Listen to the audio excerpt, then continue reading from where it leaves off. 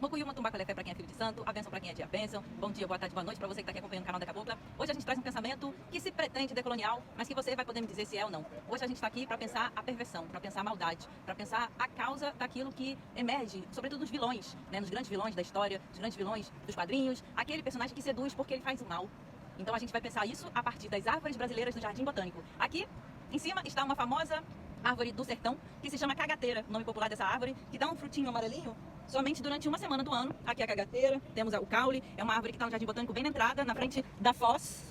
A gente tem aqui uma estátua de um cupido, dá pra ver a estátua, e a entrada do Jardim Botânico bem iluminada, aqui está. E quem vos fala é a Cabocla Fabiola, gostaria de me apresentar.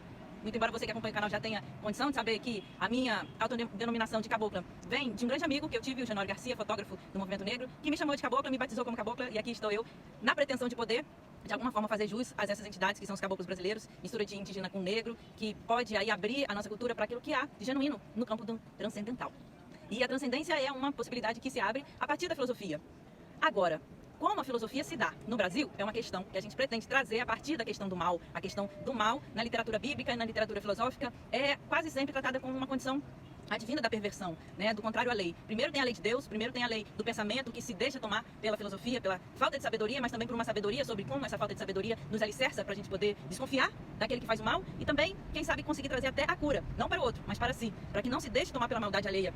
E a gente vai trazer isso a partir das árvores brasileiras do Jardim Botânico, árvores que nos ofertam algumas sabedorias que não estão, talvez, tanto como poderiam estar nos livros. Trata-se de uma sabedoria de cultura oral. Talvez tenha um autor que dê aí a sua preferência, a sua devoção às árvores, e esse é Guimarães Rosa, que certamente nos permite trilhar esse caminho que hoje vai estar aí no canal da Cabocla, a partir da questão da maldade, da perversão. A cagateira, ela tem, na obra de Guimarães, uma localização de uma grande sabedoria, que é o seguinte: o nome cagata vem de quem caga. Por quê? Porque o fruto da árvore, quando é servido para comer, ele tem um poder laxante. Então a cagateira dá um fruto que faz cagar, daí o nome cagateira. Essa é, na literatura do Guimarães, quase um xiste, é quase uma situação cômica, porque a pessoa que come a fruta da cagata, caga. Isso é coisa de criança, né? Mas lá no Guimarães, às vezes é sem querer que a pessoa descobre que também tem o poder oposto, porque a cagateira, se comida as folhas ou feito chá das folhas, tem um efeito reverso. Ao invés de servir como laxante, serve como que não faz cagar, que faz prisão de ventre. Então é muito engraçado o uso medicinal da cagateira, porque o fruto faz cagar.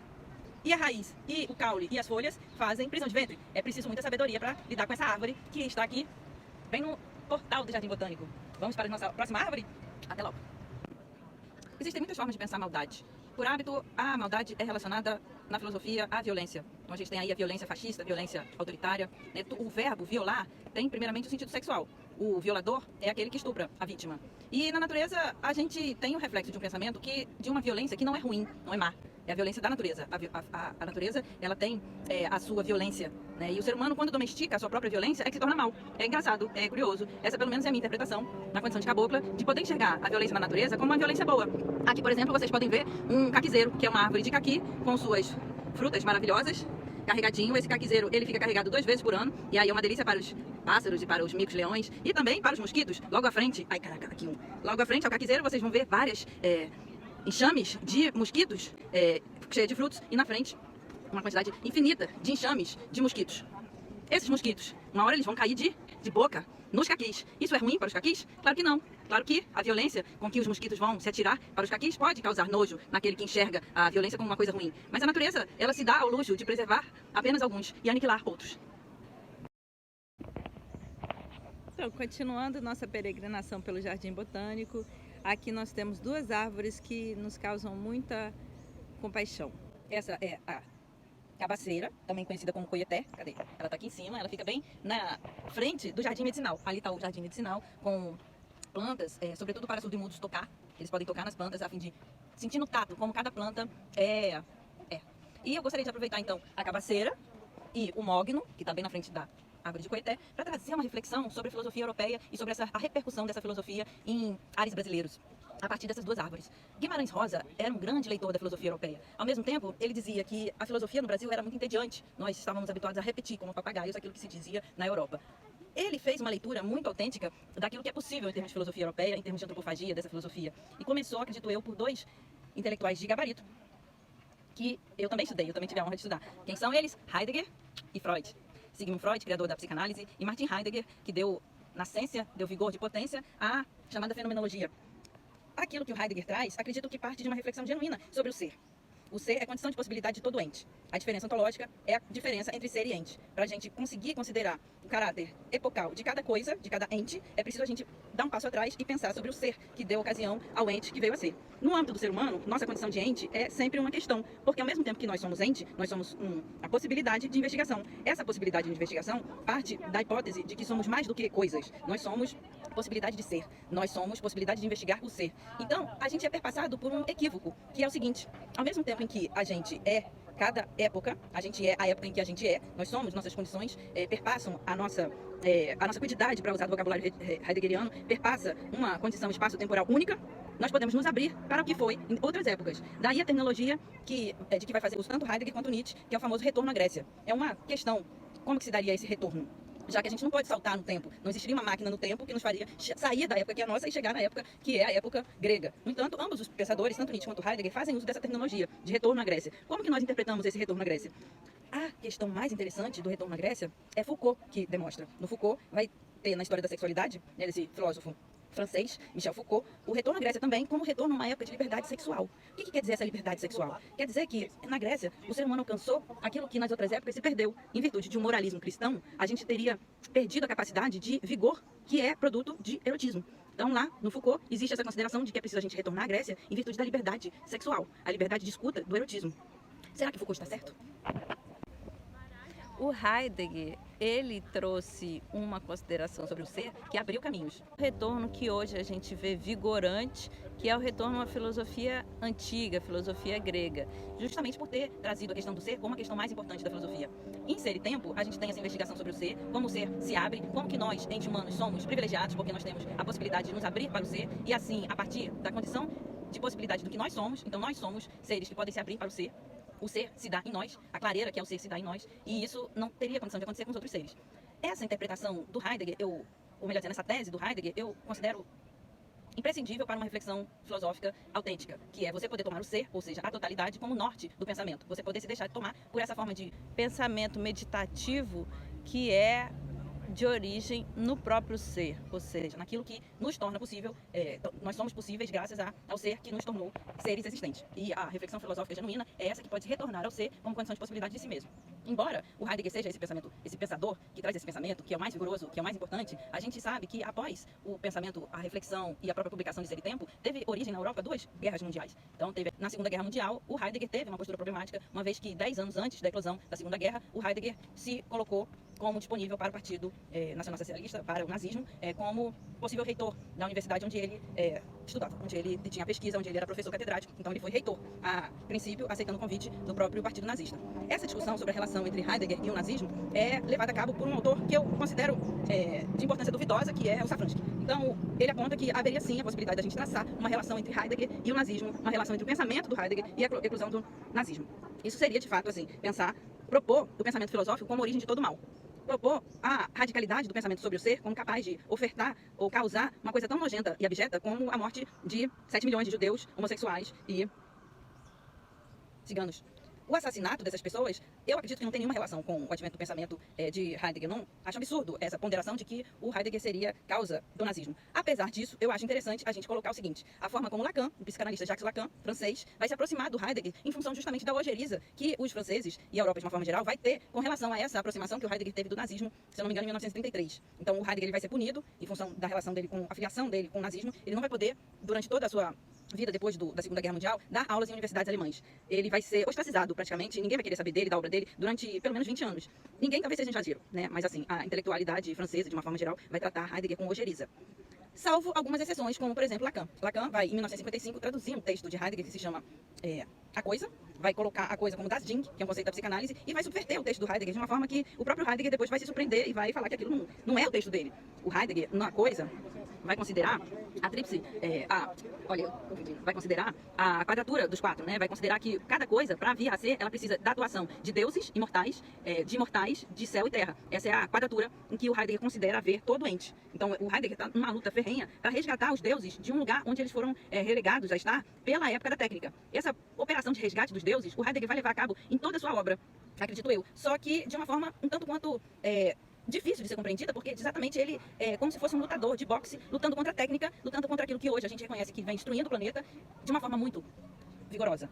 Essa atuação filosófica de Heidegger contra a técnica, o Lacan não vai reconhecer na tradução do texto a coisa. Ele vai considerar, o Lacan, no texto a coisa, aquilo que lhe interessava. E o que lhe interessava? Lhe interessava pensar a causa do objeto sexual. A causa que faz de um reles objeto algo com dignidade de objeto sexual. Isso quer dizer, da Sting, o conceito criado por Freud, para pensar tanto o fetiche, né, o que causa uma ereção, quanto o que causa desejo, quanto o que causa a falta de ereção, é tudo no âmbito do sexual, né, como a psicanálise considera. A psicanálise parte desse pressuposto de que nós somos seres com uma sexualidade sempre atuante. E isso pode causar tanto doença, como pode causar potência.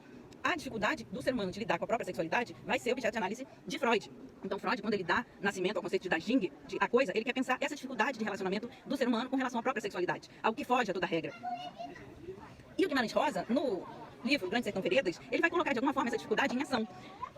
Apenas a partir de personagens que, de uma forma assim ligeira, podem ser considerados até párias, até animais sem uso por parte da natureza. Pelo seguinte sentido, a gente tem na descrição de Diadorim, a personagem com a qual Riobaldo, o protagonista do Grande Sertão Veredas, vai se relacionar, esse fruto.